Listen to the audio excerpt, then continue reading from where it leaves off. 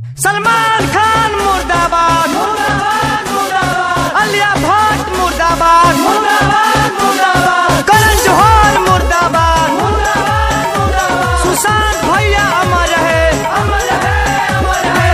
ओखिया के तारा ये कोई सितारा रहे बिहार के शान, जनम हले रेली हलस।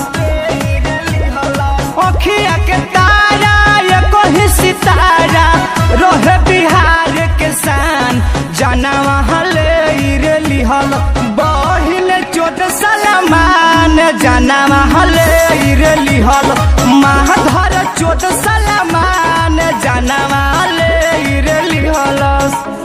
आप लोग बिहार वासियों से मेरा एक हाथ जोड़ के विनती है कि सलमान खान का बॉलीवुड का फिल्म किसी भी पटना के थिएटर में नहीं लगना चाहिए। कि अपन फाटल करे जा कोई ससीब हो, कि हम सुशांत भैया के बिना नहीं जीब हो। कि अपन फाटल करे जा कोई ससीब हो, कि अपन सुशांत भैया के बिना कैसे जीब हो।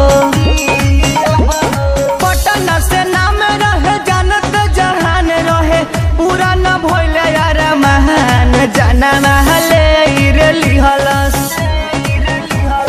पटना से नाम रहे जानत जहान रहे, पूरा न भइले यार महान, जनम हले रेली हलस। बहिन 14 सलमान जनम हले रेली हलस, आलिया भट्ट सलमान जनम हले रेली हलस। सलमान खान मुर्दाबाद मुर्दाबाद मुर्दाबाद, आलिया भट्ट मुर्दाबाद मुर्दाबाद मुर्दाबाद, करण जौहर मुर्दाबाद मुर्दाबाद मुर्दाबाद, सुशांत भैया अमर है अमर है।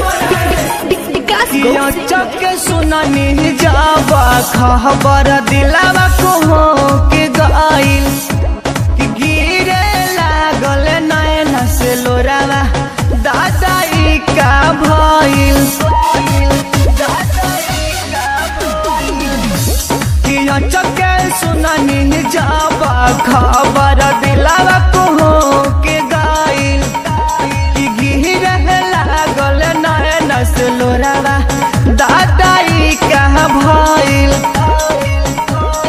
गायक विकास गोप सूरज देहाती सही न पपियन के आन, जनम हले रेली हलस। गायक विकास गोप सूरज देहाती सही न पपियन के आन, जनम हले रेली हलस। बहिन 14 सलमान जनम ले रेली हलस, महाधर 14